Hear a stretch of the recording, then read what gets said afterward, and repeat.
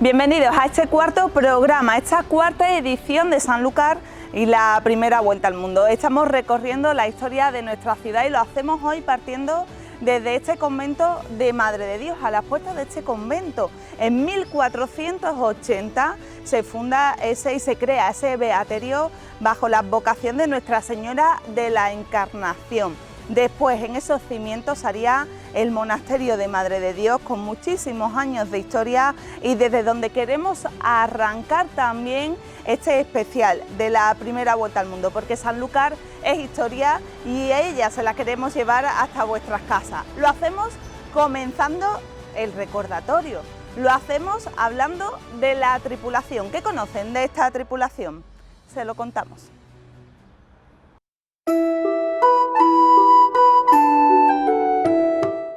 Magallanes y Elcano emprendieron hace 500 años el viaje que se convertiría en todo un hito de la humanidad. En dicho viaje se enrolaron más de 200 tripulantes, de los que solo 18 regresaron a España el 6 de septiembre de 1522 en la nao Victoria. Para ese momento Magallanes había fallecido en combate y Juan Sebastián Elcano quedó al mando de la expedición. El 60% de la tripulación que embarcó era de origen español, según un estudio de la primera vuelta al mundo realizado por Tomás Mazón. La mayoría procedían de Andalucía, de Sevilla o de Huelva, y del resto de la península también había muchos hombres, destacando la parte norte como Vizcaya y Guipúzcoa. También reclutaron tripulación de otros países como Portugal, Italia o Francia. Estos buques tenían un espacio reducido donde convivían alrededor de 45 a 60 hombres en cada embarcación. El capitán de cada barco era el único que tenía cámara propia o habitación. Los demás marineros buscaban un hueco en los pocos espacios libres de la cubierta, ponían una manta y ese era su lugar de descanso. Pasar tantos días en alta mar era peligroso e inquietante, y más aún cuando los marineros no sabían hacia dónde se dirigían ni cuánto tiempo estarían navegando. Sin embargo, convertirse en tripulante de una de las embarcaciones suponía para muchos una salvación. Huérfanos o pobres se convertían en hombres de mar, aunque era un oficio peligroso para tener un trabajo pagado con dinero y con posibilidades de ascenso. Había una jerarquía impuesta en cada embarcación que era inquebrantable: los mandos de la embarcación y el resto de oficios. Para variar un poco las tediosas tareas diarias que realizaban, los marineros buscaban entretenimiento en todas partes. Si tuviéramos curiosidad por saber cómo era un día normal en sus vidas, solo nos bastaría con leer el diario de Antonio Pigafetta. Algunos marineros se entretenían haciendo música y pasaban buenos ratos tocando canciones.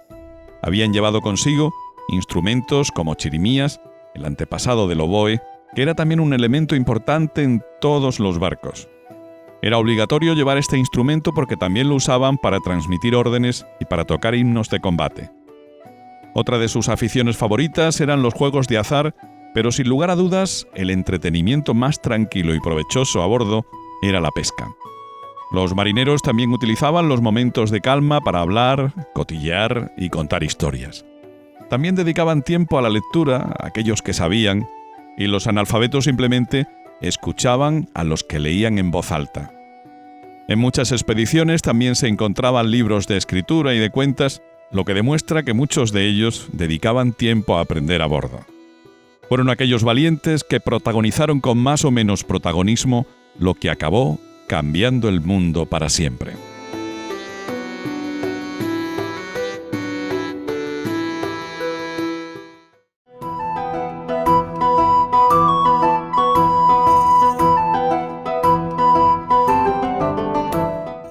Y ya así hemos arrancado este cuarto programa sobre la primera vuelta al mundo, conociendo a esa tripulación, esos verdaderos héroes y valientes que regresaran o no consiguieron hacer historia en el mundo. Vamos a continuar y lo hacemos desde esta iglesia de San Jorge, en el centro de nuestra localidad, en el centro de Sanlúcar.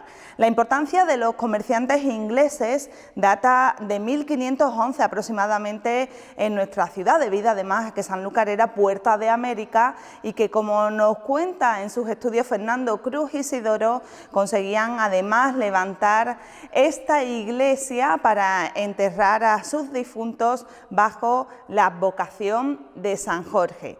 Pero es realmente que la iglesia de San Jorge, esta en la que nos encontramos, data de 1631. La anterior, la de 1511, estaba en un terreno a la ribera del río y años después ya se levantaba esta iglesia de San Jorge tal cual la conocemos. Nosotros vamos a continuar, vamos a hacerlo además marchándonos hasta otro sitio con muchísima historia, como es el Palacio Ducal de Medina Sidonia. Allí nos esperan desde la Fundación Casa de Medina Sidonia Lilian Dalman para hablarnos de la despensa tras la circunnavegación, historia de la gastronomía. A través de los libros de despensa podemos hallar la historia gastronómica de un periodo largo de tiempo. Una historia gastronómica que va evolucionando a medida que cambian los sabores, se introducen nuevos productos en España a través tanto de las Indias orientales como del Nuevo Mundo. Esta historia económica nos permite también fijar un nuevo modelo cultural a partir del descubrimiento de América y tras la circunnavegación. Estos libros recogen pues, productos como la manteca, el aceite, por supuesto el atún, la sal, el azúcar, productos que fueron esenciales en la Edad Media, pero que tras el descubrimiento del Nuevo Mundo, esos alimentos quedan atrás. Hay nuevos sabores, hay una nueva tendencia culinaria, los cocineros van a ser mucho más creativos. Un poco ocurre con lo mismo que hoy, que vamos encontrando nuevos sabores y nuevos platos con los que enriquecer nuestro acervo cultural. Cuando la expedición de Magallanes y Elcano partió de Sanlúcar Barrameda, en sus bodegas llevaron más de 10.000 kilos de galletas de mar, 200 latas de sardinas, arenques y probablemente algún que otro barril escabechado de atún del Duque. Llevaron aceite, llevaron el arroz, el membrillo. Pero ellos, ¿qué se encontraron allí cuando llegaron? Pues se encontraron la piña en Brasil, se encontraron la patata, el boniato, un producto que hoy es la primera fuente de exportación de Sanlúcar de Barrameda. Con el descubrimiento de América también entra aquí un producto que lo llamaron en su momento la menegueta. La menegueta desde el primer momento fue estancada por los reyes católicos. Fernández de Oviedo la describe como el pimiento de India. Es el pimiento que hoy conocemos, la guindilla, o el pimiento verde de sabor mucho más dulce. De allí nos traemos, después del Tratado de Tordesillas, hasta ese momento todo lo que es el tráfico de la especiería estaba en manos de los musulmanes o de los venecianos, que eran los que tenían, por ejemplo, la exclusividad en la comercialización de la canela. A partir del Tratado de Tordesillas, comienzan las navegaciones portuguesas y enseguida, evidentemente, se traerán las especies como el clavo, la nuez moscada, la pimienta, la canela, el jengibre, productos que hoy están a la orden del día, pero que en aquel momento eran productos sumamente caros. Tenemos que pensar que, por ejemplo, el clavo, 1 kilo de clavo podía llegar a costar 7 pesos de oro, que es una cantidad significativa. Los árabes comerciaban con la insulindia a través de Yemen y de Arabia, a través de las líneas de transporte que llegaron a Europa, pero con Portugal todo ello cambia. Cuando vuelven el Cano de Tindore, traen 60.000 toneladas de especies. Es una cantidad muy significativa y que les reportó pingües beneficios a pesar de todas las pérdidas que tuvieron a lo largo de esos 3 años. Es importante resaltar el clavo, la función que tenía el clavo en aquellos momentos. El clavo no solo servía para adobar alimentos o para conservar alimentos, también era un producto de la farmacopea. Lo utilizaban, por ejemplo, para los dolores de muela. Es algo pues muy interesante que quizás poca gente sabe. Otro producto muy importante y que ya se conocía desde época de Roma es la nuez moscada. Hay distintas nueces moscada y hay una que es la nuez de olor, que ya utilizaron en periodo romano, muy descrita por Plinio el Viejo, y que fue utilizado como un incienso. Un ejemplo de ello nos lo da la coronación de Enrique VI en 1190, donde se perfuma toda la ceremonia con nuez moscada. La canela, otro producto muy importante, vuelvo a decir, pero durante mucho tiempo en manos de los venecianos. El chocolate, si bien no podemos considerarlo un producto esencialmente popular, porque fue muy caro, solo estaba reservada a las clases más pudientes, aunque es cierto también que con el tiempo los gustos también se popularizan y todo el mundo tiene acceso con el tiempo, a través de los siglos, tiene acceso a esos productos. El chocolate era un estimulante usado también en la medicina. Es algo que tenemos también que tener en cuenta, que no solo eran comestibles, productos comestibles, sino que servían en la farmacopea. O por ejemplo la canela se usaba en la cosmética, en los aceites de las mujeres. Todos esos productos, como he dicho antes, se popularizarán y ya en los siglos XVI y sobre todo XVII, las cocinas y en los libros de despensa vemos cómo se utiliza la nuez moscada, la canela. Aquí tengo un pequeño ejemplo de un cocinero que fue el cocinero de Felipe IV y a muy temprana fecha, para hacer, por ejemplo, un lechón, dice, se tomará sal molida en calidad encima, de manera que bien salado. Luego se deberá poner pimienta, clavo y nuez y jengibre, todo mezclado y echado por encima.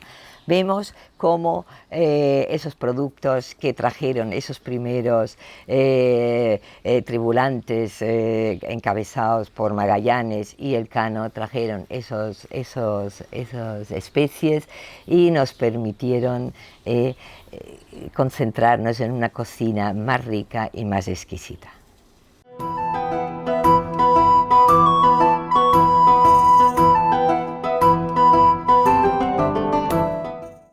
La gastronomía que en la actualidad evidentemente también cuenta con gran importancia en nuestra tierra. Gracias de nuevo a la Fundación Casa Medina Sidonia por estar con nosotros y por acercarnos a esta historia de la primera vuelta al mundo. ¿Cuántos rincones históricos tiene esta iglesia de San Jorge? ¿Cuánta fe y cuánta devoción, verdad, con el paso de los años? Unos antecedentes históricos que le hemos traído al principio de este programa también, gracias a Fernando Cruz Isidoro, que ha querido hoy estar con nosotros de la mano del Ateneo de Sanlúcar para hablarnos de Sanlúcar como esa ciudad defensiva. Lo escuchamos. Mi intervención va a tener como efecto el patrimonio de Sanlúcar. En esta primera intervención voy a hablar de Sanlúcar como una ciudad que desde tiempos históricos ha servido para la defensa del Guadalquivir y concretamente de la flota de India. Realmente la importancia histórica de la ciudad ha venido determinada por su especial situación geográfica en un punto clave, en lo alto de una colina, en la desembocadura del Guadalquivir.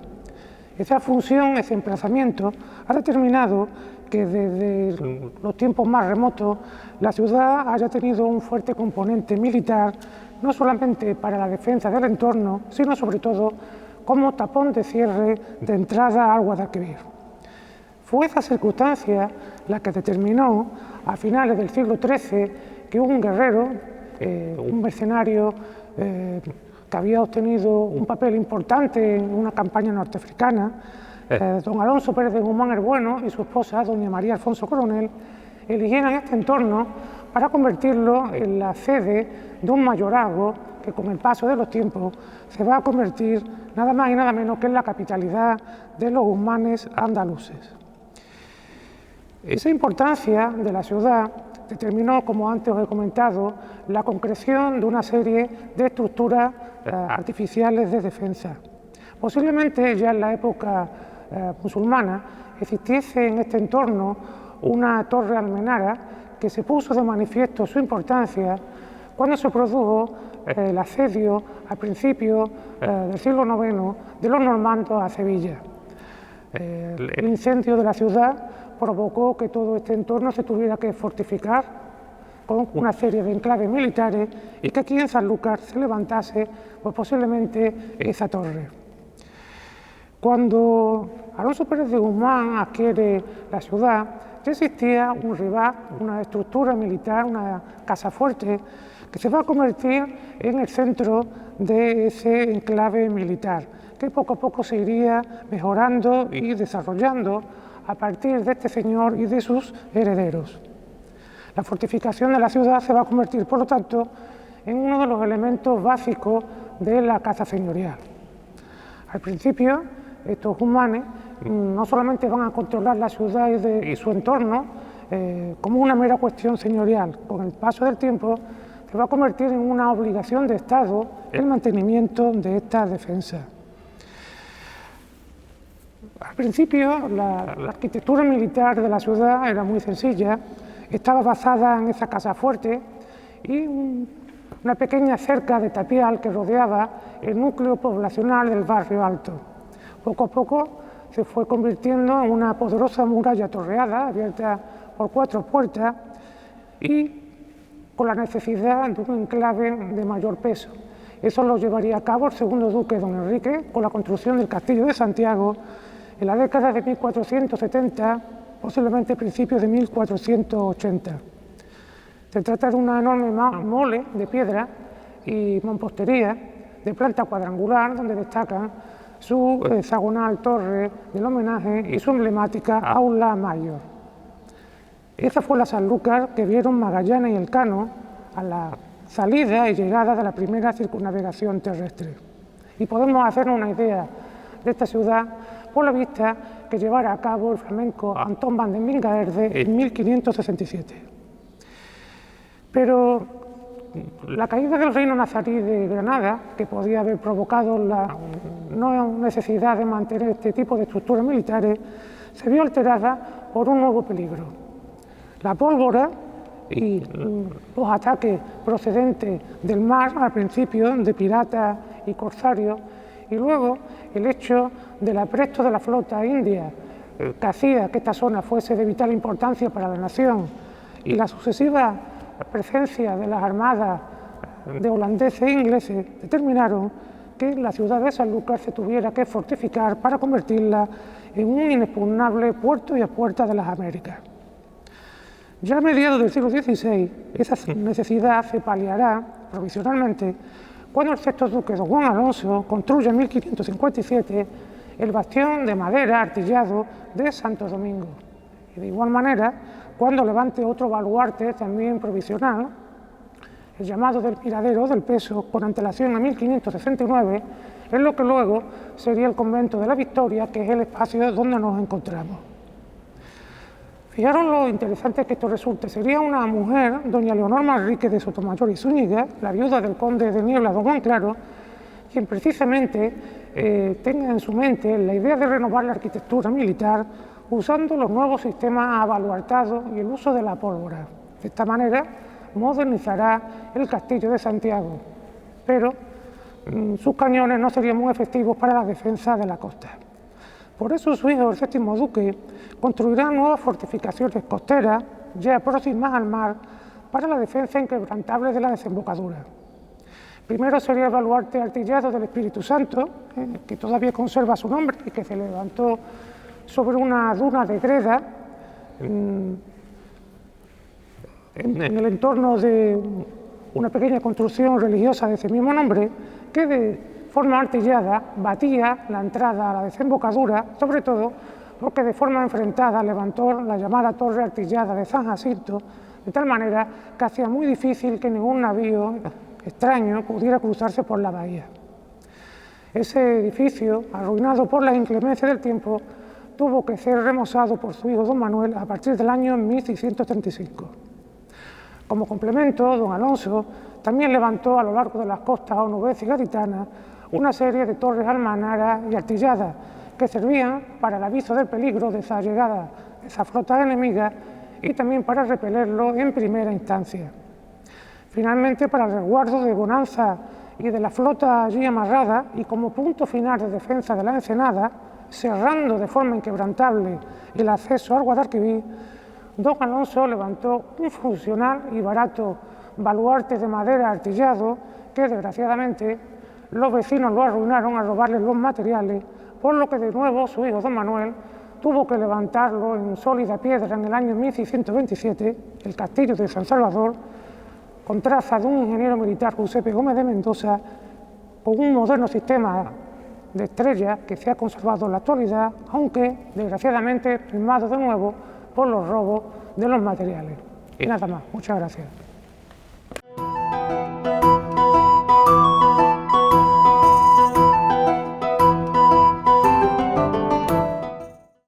Gracias, Fernando, que nos ha acercado también en ese especial de la Vuelta al Mundo ese componente militar que tenía Sanlúcar por su emplazamiento, la situación geográfica en la que nos encontramos. Y continuamos con nuestro programa y lo hacemos ahora de la mano de la Asociación Luis de Guilaz, de Amigos del Libro y las Bibliotecas. Recuerdan que ha organizado un ciclo de conferencias, esos encuentros con el quinto centenario desde hace ya meses, unos encuentros que llegan también a acercarse hasta este programa y queremos conocer más a fondo. Hablamos con Pepe Santiago, que nos cuenta además cómo se han organizado estos ciclos.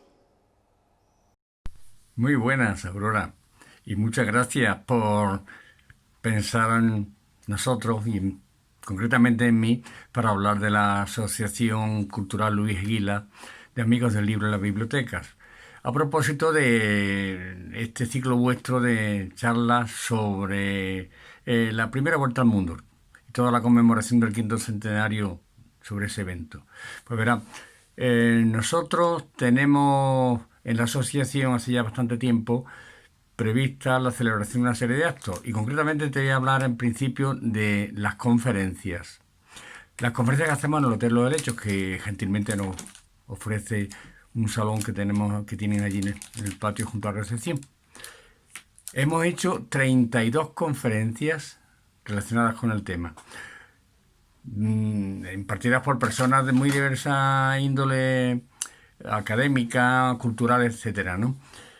Concretamente, ha habido una sola conferencia para unos casos, pero ha habido repetición de conferenciantes en otros. Por ejemplo, Manolo Poredi hizo 4, yo hice 2, Rafael Montaño, vuestro compañero, hizo 2 también, José María Hermoso, Antonio Moreno Llero, Jesús Parejo Fernández, Mari Carmen Rodríguez Duarte hizo 2 también, Mari Carmen Maestre hizo 2. El caso es que la temática de la que después vamos a hablar ha sido muy variada, pero siempre ha contado con personas que conocían el tema y con la aceptación por parte del público que bastantes veces llenó el salón este que te comento de los helechos. Unos temas que se han tratado y que sin lugar a dudas han hecho las delicias de todos. Temas para todos los gustos. ¿No es así, Pepe? Pues sí, Aurora. Los temas sobre los que han versado las conferencias han sido muy variados, siempre centrados en la conmemoración del evento. Verás, sobre el viaje, concretamente sobre el viaje, hemos tenido 7 conferencias. El itinerario, los protagonistas, las circunstancias, vicisitudes que se presentaron. Sobre Sanlúcar, la Sanlúcar de entonces y todo lo relacionado con la ciudad y las personas de Sanlúcar, pues han sido 14 conferencias de arte de la época, urbanismo, economía, sociedad. También ha habido otras conferencias sobre economía mundial en relación con esta globalización de la economía que se produce por el evento de la circunstancia aquella de la circunnavegación, la primera vez en la historia.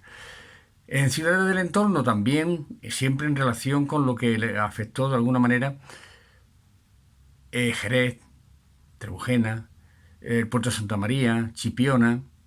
Personajes concretos relacionados con el viaje o con la preparación o consecuencia del mismo, pues se le han dedicado 2 conferencias. Incluso le hemos dedicado conferencias a tratar el tema de ciudades del otro lado del Atlántico, el caso de del Panamá Viejo o, por ejemplo, la ciudad de Veracruz. Recuerdo una muy interesante que fue la de los jarochos en Hispanoamérica. Los jarochos, que es la denominación de los habitantes de la Jara. En el entorno, repito, Sanlúcar, Chipiona, Rota, fue muy interesante, por cierto. Bien, pues es todo cuanto te puedo decir en el tiempo de que disponemos para hablar de ello, pero han sido indudablemente, de verdad, una de las actividades principales de nuestra asociación, junto con otras como tertulias literarias sobre novelas de base histórica referidas al evento, etc. De nuevo, muchísimas gracias a ti, a Costa Noroeste, por pensar en nosotros para hablar de nuestras cosas. Gracias.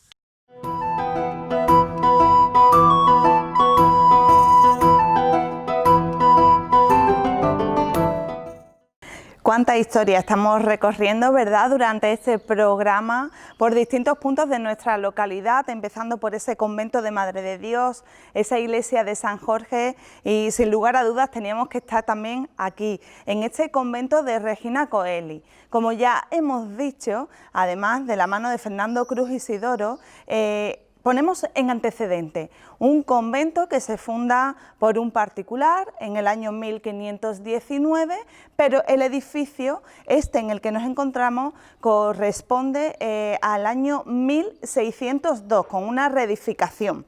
La historia, sin lugar a dudas, forma parte de Sanlúcar y Sanlúcar forma parte de la historia, también con la primera vuelta al mundo. ¿Cuántos años de historia tiene nuestra ciudad?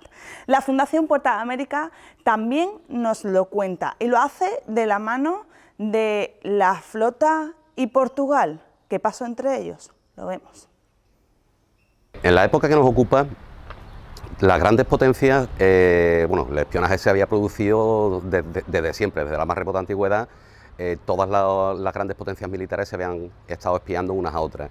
En la época de la primera vuelta al mundo, es la competencia entre España y Portugal, debido al reparto que se produce del mundo después del Tratado de Tordesillas, hace que esa vigilancia fuera especialmente intensa entre Portugal y España. De esa forma, los españoles teníamos espías en Lisboa y en Sagres, donde se encontraba la escuela de navegación del infante Enrique, y los portugueses tenían sus espías en Valladolid, donde se encontraba la corte, en Sevilla y por supuesto aquí en Sanlúcar. Había un interés no solamente en espiar lo que era a nivel político y militar, sino, y más en este caso, en el tema comercial. El reparto del mundo había hecho caer la ruta de la especiería en manos de Portugal, y Portugal de esa forma tenía el monopolio, la exclusiva de todo el tráfico de especias que llegaba a Europa.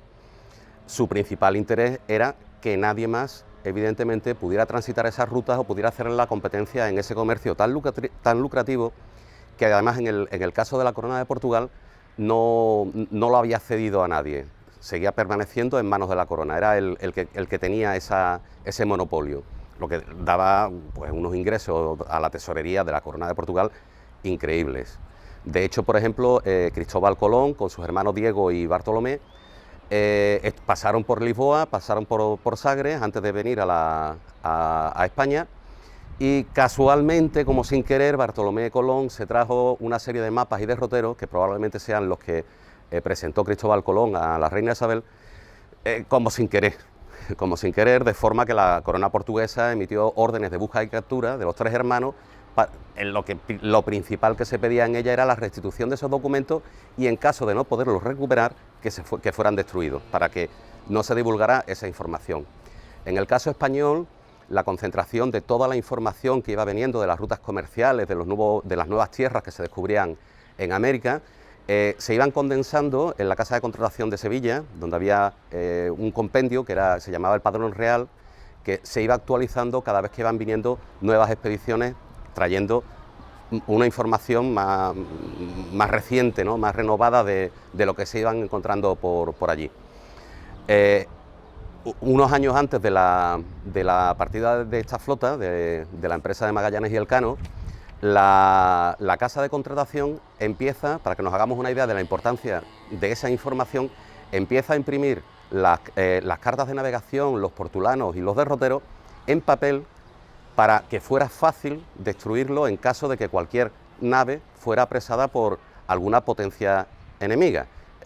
Así, por ejemplo, esa información que solamente podían disponer de ella los pilotos y los maestres que estaban autorizados por la Casa de Contratación a navegar a Indias, esta gente tenían la orden de que ante el más mínimo atisbo de que fueran capturados, destruyeran todas esas cartas, todos esos derroteros y toda la información que tuvieran a bordo.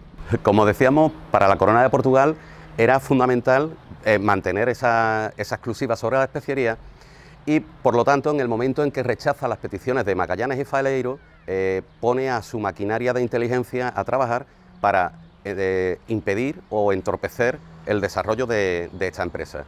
De esa forma intenta boicotear la reunión de Magallanes con el rey Carlos, la intentan impedir de todas formas posibles. Sus agentes cercanos a la Casa de Contratación de Sevilla califican la empresa como poco realizable, como ilusoria, para no informar positivamente a la corona de esa expedición.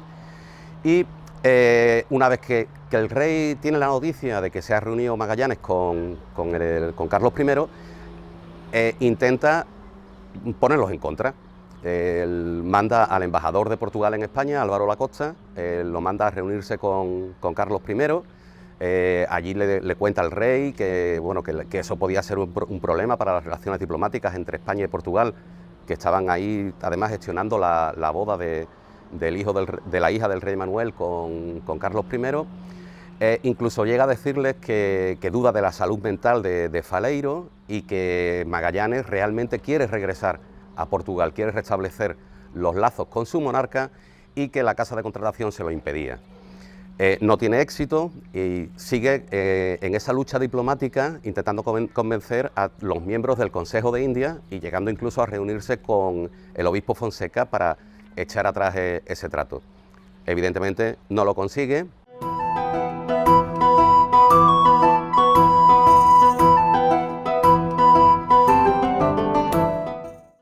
Descubrir los rincones de este convento de Regina Coeli es, sin lugar a dudas, uno de los grandes emblemas de nuestra localidad. 500 años de historia, que se dice pronto. Hemos hablado con la Fundación Puerta de América. Portugal contra la flota, lo que pasaba, la historia de Sanlúcar, pero vamos a seguir haciéndolo con música, evidentemente la música no puede faltar en nuestros programas. Nos vamos hasta la Calzada de la Duquesa, donde Julián Cerdán, la banda de música Julián Cerdán de nuestra localidad, también quiso rendir homenaje a la primera vuelta al mundo con Magallanes y el poema sinfónico. Escuchamos un aperitivo.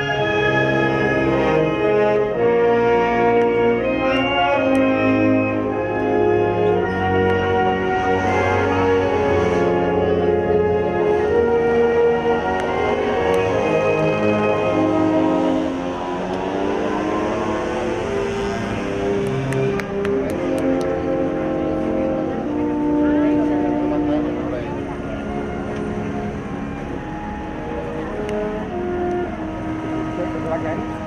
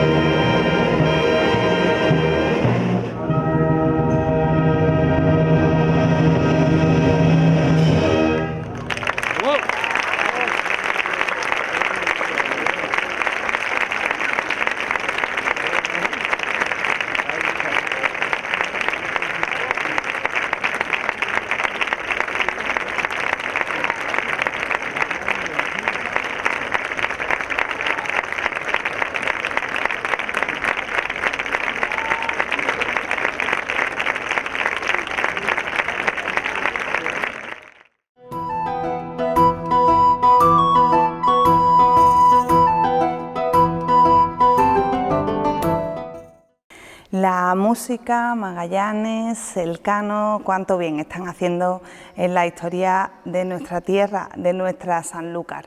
Vamos directamente hasta el centro de la localidad y lo hacemos para recorrer la sala de la circunnavegación, una sala que se encuentra en el Círculo de Artesanos y que sin lugar a dudas ha hecho ya las delicias de muchos. Podemos recorrerla juntos. Bienvenidos al Círculo de Artesanos, ya en este cuarto capítulo de esta serie que estamos grabando, y nos toca ahora, dentro de nuestra sede, el visitar una sala que en principio se dedicó a juntas, reuniones pequeñas y demás, pero que se fue rellenando de contenido y vimos la posibilidad de ofrecérsela también al pueblo de Sanlúcar y a todos los que nos visitasen. Esta sala pues tiene el saludo de Navegui, la mascota nuestra, con su pájaro Lucy, y vamos pasando,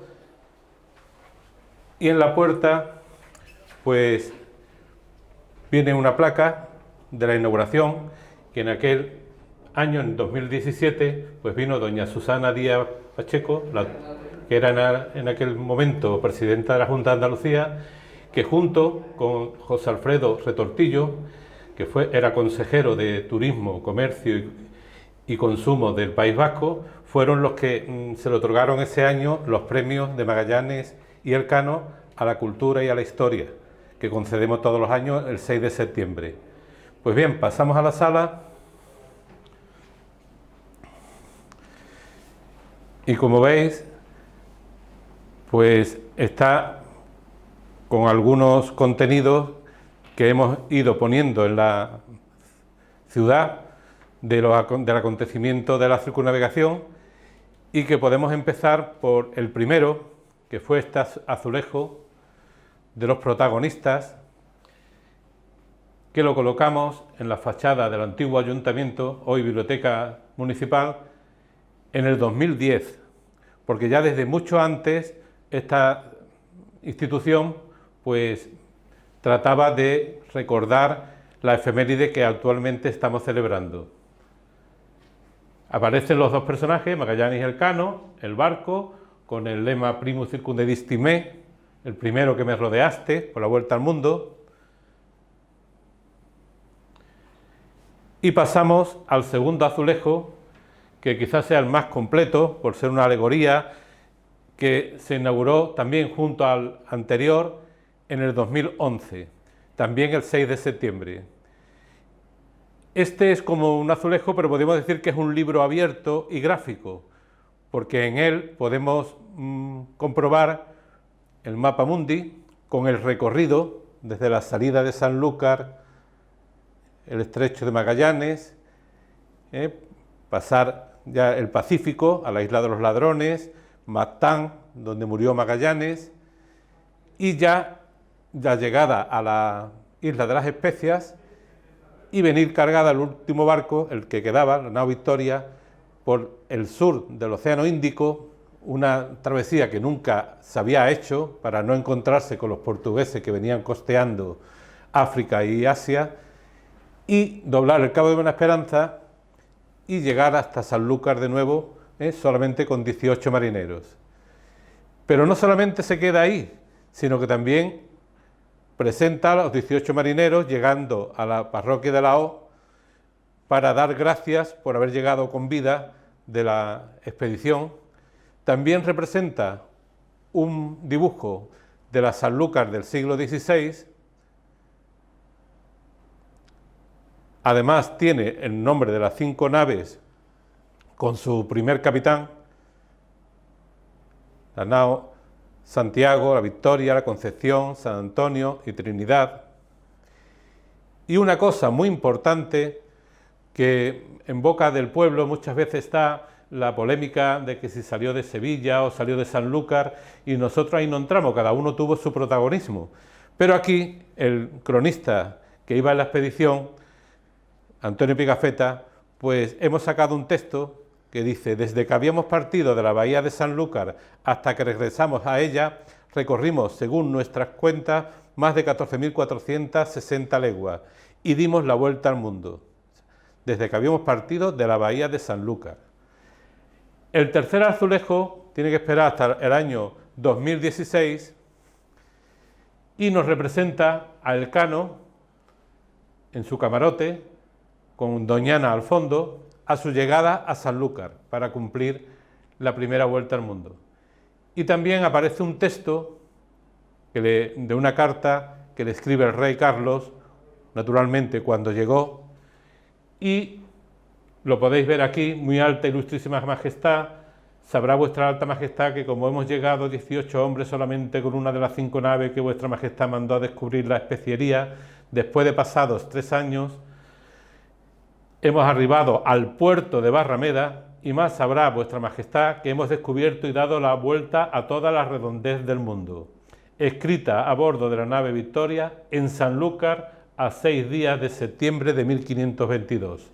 El capitán Juan Sebastián Elcano. Es otra demostración de la cual llega aquí para completar la primera vuelta. Otro de los elementos que conforman esta sala es este monumento. Aquí no se ve totalmente con nitidez, pero sirve como representación.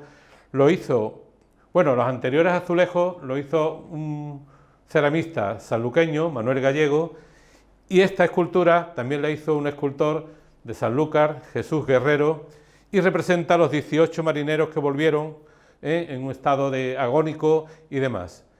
Está en la calle Escuelas de Sanlúcar, en el barrio Alto, y es una visita obligada para echarse la foto, contar los 18 marineros, que es difícil, porque hay algunos que están muy difíciles de apreciar, y os recomiendo que la visitéis. Después también tenemos una maqueta de la nave Victoria a escala 1,50 que representa pues todos los datos que podemos averiguar los tenéis colocados arriba, y está hecha también por un socio nuestro, Juan José García Rodríguez, y la hemos puesto aquí para que puedan ver los detalles de cómo eran las embarcaciones en aquel momento. Continuamos con el motivo de la expedición, que era el buscar las especias, una ruta para las especias, y aquí tenemos un especiero también hecho por un artesano sanluqueño, Pericache, que representa los premios que concedemos todos los años, que lo he dicho anteriormente, a la historia, a la cultura de Magallanes y Elcano. Está hecho en caoba y han venido pues instituciones, autoridades, personajes de 4 continentes en la actualidad. Ya llevamos 11 años concediéndolo y la verdad es que es un acto para verlo, con un pasacalle, con personajes vestidos de época. Y aquí tenéis a unos representantes de cómo van vestidos, otros van vestidos de marineros, y hacemos una recreación del momento ese del 6 de septiembre, que fue la llegada de Elcano con los 18 marineros. Aquí también la maqueta que nos hizo el escultor antes de elaborarla, ocupa toda una fachada de un antiguo convento en el barrio Alto, y como dije antes, es cuestión de visitarla. Esta sala pues ya se ha hecho obligatoria para la visita, que vienen aquí a ver y se les explica un poquito el acontecimiento. Incluso la hemos dedicado para los alumnos que vienen en grupos a hacer unos talleres de animación lectora y visitan esta sala junto con otra que tenemos de una cronografía y hacen el taller con la lectura del libro y una guía didáctica que también se les da. Ya llevamos unos 2.500 niños que han pasado por aquí, y también otras ciudades como Rota, la Sierra de Cádiz e incluso Sevilla nos están pidiendo que vayamos o venir ellos a que les expliquemos esta historia.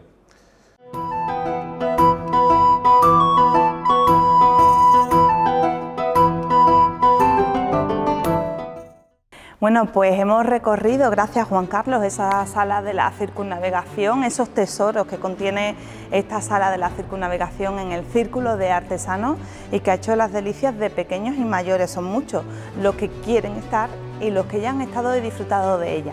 Nos vamos a marchar. Lo vamos a hacer precisamente desde este convento de Regina Coeli, desde el que queremos también dar las gracias a las hermanas por dejarnos adentrarnos en el todo un privilegio de la historia de Sanlúcar, que sin lugar a dudas nos hace mucho más grande. Sanlúcar, la primera vuelta al mundo, la historia para siempre.